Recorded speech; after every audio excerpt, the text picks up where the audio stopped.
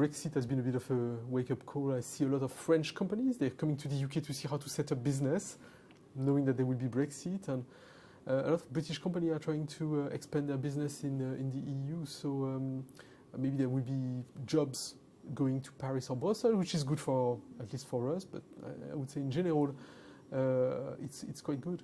So the whole Brexit backdrop then is really quite a positive for you? I mean, at the moment, I'm not sure in the long term.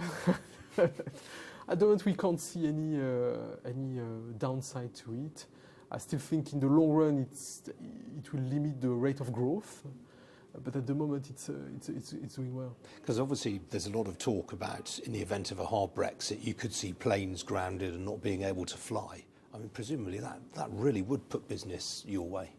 Yeah, I mean, sincerely, I hope it won't be the case for the airlines, because I think it would be bad for the economy, bad for everybody. And in general, I'd rather have a transport sector which goes well in all its modes.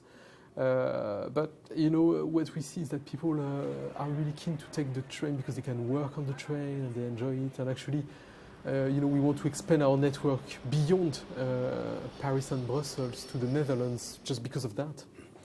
And in terms of tourist travel, that's obviously doing particularly well as well. I think you're saying that there's a lot more Americans using Eurostar right now. Is that just a currency phenomenon?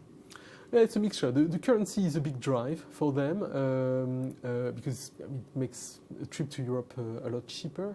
But I think also Europe is a very good destination, and we see that all the European countries like France, the UK, Netherlands, Belgium, especially because that's our markets, they're spending more money advertising, and we do too, on the US market, South America, South Korea, Japan, China, to attract those travelers. So it's a combination of everything. How have the new routes down to Lyon been going? Was that very successful for you during the summer, the London to Lyon route? Oh yeah, during the summer it's really full. It's doing very well all the way down to Marseille. So we'll keep doing that.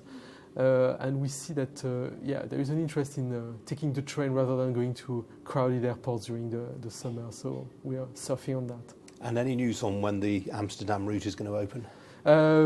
Springtime, we're still negotiating. I mean, the governments have to negotiate the 4 countries, so Netherlands, Belgium, France, and UK, have to find the right legal framework to allow the trains to, the passport controls, etc. So, but I'm confident it will be a launch in the springtime next year.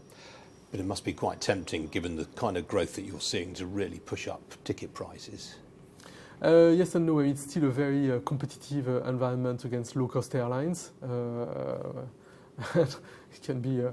There are some casualties all across Europe because of that.